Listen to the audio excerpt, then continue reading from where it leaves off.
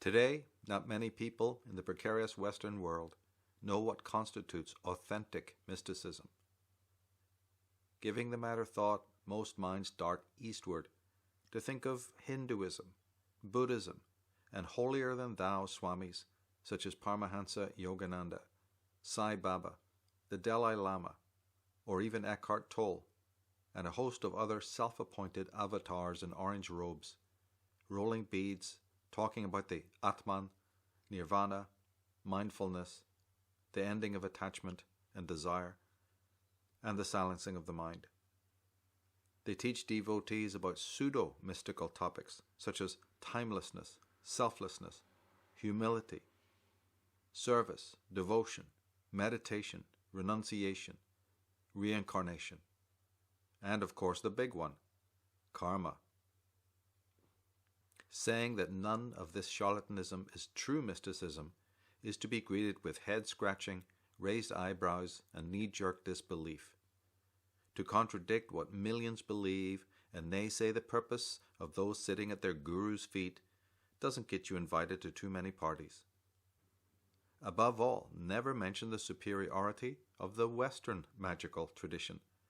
Don't bring up Blake, Berkeley, Malebranche, Swedenborg, Bohm, Bruno, Cusa, Luria, Eckhart, Fichte, Schelling, Goethe, Steiner, Renouvier, Spinoza, Bergson, Planck, Whitehead, Rilke, or Emerson, or Barfield. That ruins the fun of genuflecting before Big Daddy. The impenetrable intellectualism of these Westerners can't match the exotic wisdom of Oriental climes, right? For goodness sake, never let it be known that almost every Eastern spiritual tradition originated in the West, with prehistoric visitors from Britain and Scandinavia. That is the heresy of all heresies.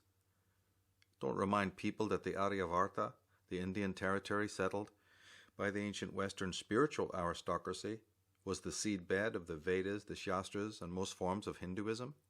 Don't mention that the astronomical positions of the sun, moon, and other luminaries, as recorded in the Vedas, conform to positions which could only have been observed and charted in climes far to the northwest of India, the supposed scriptorium of said holy documents. No, we must never let it be known that Hinduism and Buddhism are cannibalizations and corruptions of a more august pre-Vedic epoch, when the principles of high mysticism were taught by adepts of purer, nobler sort. Despite the frauds of later antiquarians and historians, we understand that the world's richest and deepest traditions in many intellectual and spiritual fields were born in Britain and Europe.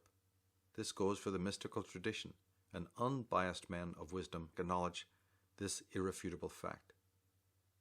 The proofs confirming the existence of spirit, searched for by so many, emanate from Britain and Europe. They are to be found in the works of William Blake, Nicholas Malebranche, George Berkeley, Friedrich Schelling, Georg Hegel, Rudolf Steiner, Alfred North Whitehead, and other sages whose work has been systematically misinterpreted and largely ignored in favor of Eastern mystification. In my video series Mysticism, Truth or Falsity, the underlying principles of Western mysticism are examined and tested for strength. Do they hold up sufficiently after centuries of materialism and absurd reductionism? As I show, they certainly do. Great schools of modern philosophy have come and gone. Cartesianism, behaviorism, positivism, pragmatism, linguistic analysis, and others have largely fallen under their own weight. But in my opinion, idealism and mysticism are back with a vengeance. They have stood the test of time, and despite the prejudices of establishment naysayers, recent discoveries in neuroscience support their central tenets. Of course, you probably haven't heard much about this. You probably don't know about the colossal meltdown happening in the corridors of philosophy and science. Papers have gone flying in the ivory towers as the pervading, supposedly ironclad ideologies of materialism disintegrate in the light of new discoveries about the brain. You probably don't realize that there's been a gradual covert U-turning occurring as the suits cunningly keep the lights burning while desperately climbing the walls and chewing the carpets. What, they bellow, can be done about the revelations of Ken Wilber, Bruce Lipton, Rupert Sheldrake, Richard Tarnas, Charles Tart, Michael Talbot, Ernest Hildgard, Kevin Ward, Raymond Tallis, Anthony Peake, Michael Cremo, Ian McGilchrist, Irvin Laszlo, Robert Lanza, and their like? Why are we unable to challenge their findings, or those of former dissenters such as Henri Bergson, Arthur Koestler, Ilya Prigogine, David Bohm and Karl Pribben, etc.? In my opinion, the time has come for the world to know exactly what has been going on. These are exceptionally important matters affecting each of us on so many levels. Additionally, I am personally motivated to make sure that with all the recent paradigm busting going on, the great sages of the past are not forgotten.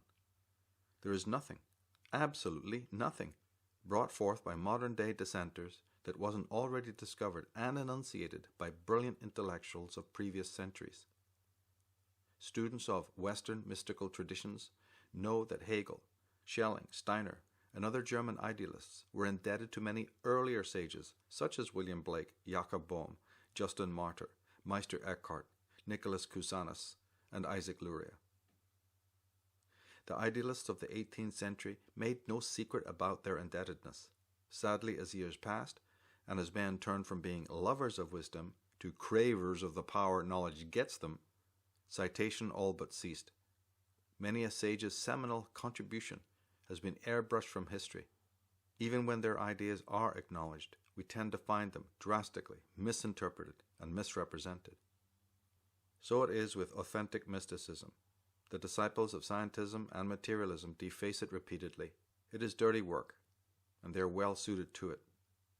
It's work that must be done, since their entire rotten edifice depends on deception and chicanery.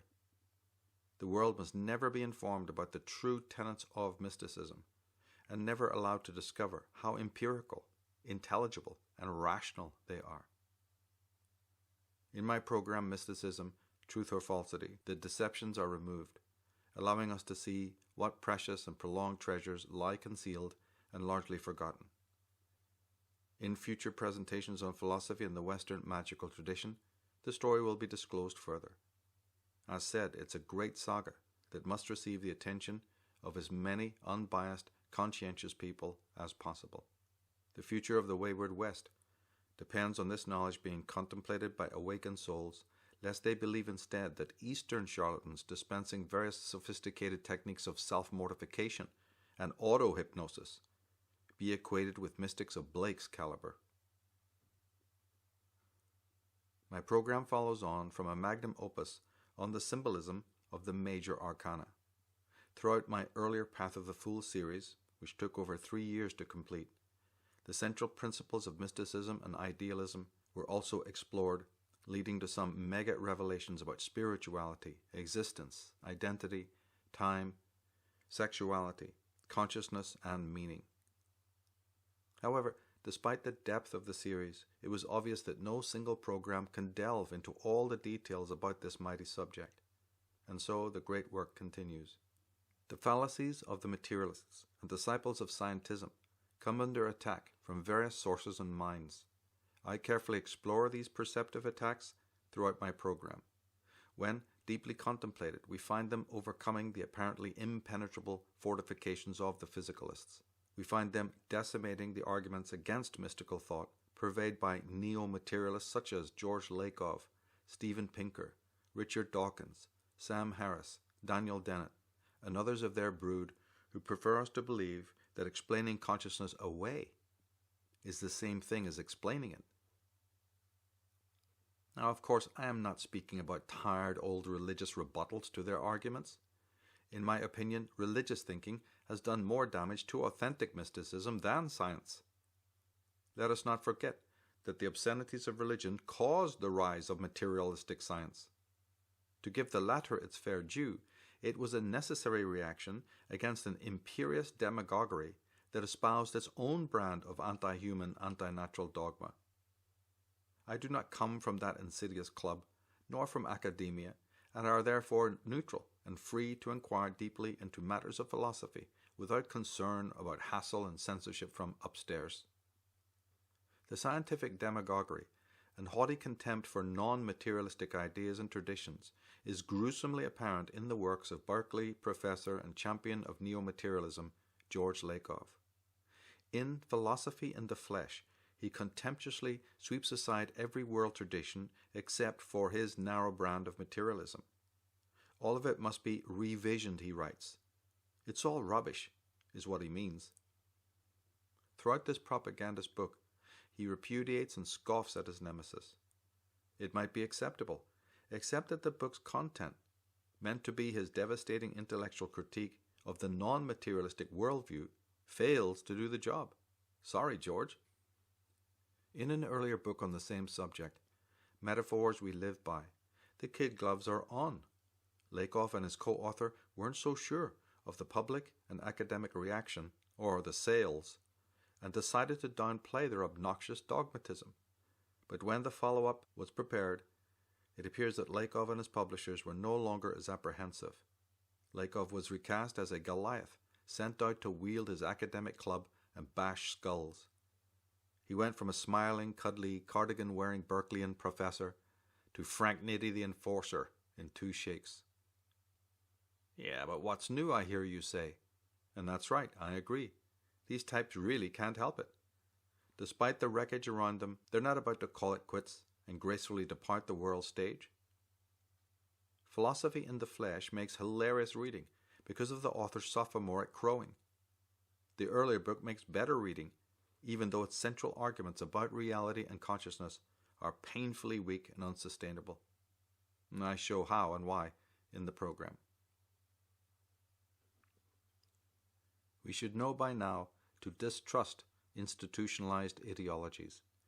As said, the proprietary tone adopted by Lakoff and other materialists should be enough to reveal their gang colors and distinguish them from thinkers of a more sincere, sensitive kind. Indeed, truly penetrating thinkers such as Blake, Goethe, Schelling, Schopenhauer, Rank, Croce, Barfield, Whitehead, Heidegger, Tillich, Merleau-Ponty, Rand, etc., realize that man is in his essence an aesthetic being. In light of this, the philosophy of aesthetics must be positioned above metaphysics, epistemology, and ethics. Traditionally, it has always been tacked on the end, in lonely 4th place. What devastating folly and what disaster this error has wrought for the world. When we do the crucial inversion, the lower 3 branches of philosophy suddenly take on a remarkably profound complexion. In fact, everything changes. Our worldview and insight into every esoteric matter upgrades, and our understanding of reality becomes vividly clear at last. I show in my program just how aesthetics and mysticism are connected. My teachings in this regard are consistent with those of Ralph Waldo Emerson, Friedrich Hölderlin, Benedetto Croce, Owen Barfield, Martin Heidegger, and Otto Rank, showing that not only is man to be considered an artist, but also as a work of art, in the highest heroic sense. With this truism about the supreme importance of aesthetics, grasped and deeply contemplated, we find ourselves able to undertake the deconstruction of scientism and materialism, not to mention Eastern thought. We know why it all came into existence in the first place, and why both Western materialism and Oriental mystification has plagued humankind for so long. We see why a post-human world beckons, and why billions of dollars are awarded to the high priests of cybernetics and artificial intelligence. No matter that Hubert Dreyfus, Raymond Tallis, and others have shown conclusively that computers will never replace brains, computation being fundamentally different from thought, conceptualization, and knowledge. Let us not doubt that the deconstruction of scientism must proceed at all costs. The advocates of anti-human technology are forging ahead to establish their demented dystopia despite the facts. They are completely embalmed inside their materialistic worldviews and won't nobly concede defeat. They've been making hay as the masses labor under the misapprehensions about non-materialistic ideas and traditions. The senior hive minds, the architects of control, are psychologically drugged by the power of their self-appointed roles as the world's saviors. As Blake pointed out, they are victims of single vision and Newtonian sleep. To demolish their satanic mills takes a special kind of insight and skill. It is essentially apophatic work. Of course, deconstruction isn't mere destruction. Something wholesome, humane, and organic must be put in the place of whatever is exposed, uprooted, and discarded. Deconstruction also requires considerable reverence for the past, and the recognition of the legacy of great sages who labored throughout the centuries to counter materialist demagoguery. Again, I don't necessarily refer to religious thinkers. Religion and materialistic science are, in this context, simply two sides of a worthless coin, a counterfeit currency. It is a case of Tweedledum versus Tweedledee, two hideous twins who very much depend on each other for their identities. No, I think of the greats of the British, German, and European mystical tradition, whose insights are implicitly present within the work of eminent thinkers such as Georg Hegel, Schelling, Goethe, Steiner, and Whitehead. We sorely need a science and culture based on their invaluable teachings, something in accord with nature's true nature. These men taught that parts contain wholes, and that the greater exists within the lesser, and that man is an ocean in a drop, rather than a drop in an ocean. They knew that determinism is an absurd fallacy, and that a spiritual will set the laws of nature into motion while extending free will to human consciousness. They knew that a world of concrete matter doesn't exist, and that light doesn't evolve. They knew that nature is sacred, why external light is a worthy synonym for mental wisdom, why minds are inside bodies, and that perceptions aren't passive. They knew why two-dimensional perceptions are transformed into three-dimensional images by the brain, and why neurons know where to go and what to do without perceivable directives. Such men were able to account for duality and why opposites are inevitable factors internally and externally. They also knew the differences between ethics and morality, conscience and law, shame and guilt. They knew why we presume nature something separate from mind, why idiotic supernatural realms and an afterlife, as described by religion, are accepted without logical proof, and why body and world are falsely deemed the cages of spirit. They knew the true nature of nature, of light, time, memory, and history, and the reason for man's everlasting search for truth. More importantly, the sages of old knew exactly why men are victims of self-deception, a pervasive, malignant psychic condition which Blake referred to as the mind-forged manacles. From this toxic psychological condition come the imperious institutions of conformity and indoctrination. From these hives of groupthink come the high priests of scientific materialism, programming the minds and hearts of those under their tutelage. In their classes and books we find no mention of Schelling, Schwaller de Lubitsch, Malebranche, Blake, Bergson, Whitehead, or Emerson. The works of such thinkers are heavily plagiarized and disfigured or consigned to the academic dustbin. In place of it, we are assured that the brain is nothing more than a programmable machine, and that the universe is also a mechanism to be understood by intellect alone. Throwing off this nonsense and questioning every part of it is nigh on impossible today. It takes too much time best spent having fun. It requires reading and profound contemplation, and that's poison today. We prefer that other people ask the deep questions. We look to the expert to explain mysteries that puzzle and disturb us. Because of this capitulation, a state of decay abounds throughout academia and the world at large. Some very deviant people have found the seats of learning vacant of great minds. As Professor Alan Bloom and other social critics long ago realized and warned, the navigators who seize the helm of Western education are steering headlong towards a precipice from which there is no return. it was apparent to Bloom that their interest isn't education at all, but indoctrination. Tell me he was wrong, if you dare.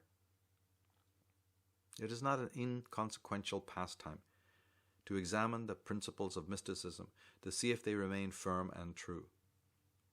It's not frivolous to dust off old tomes of distinction and delve into their wisdom. It's been my job and duty for over 30 years.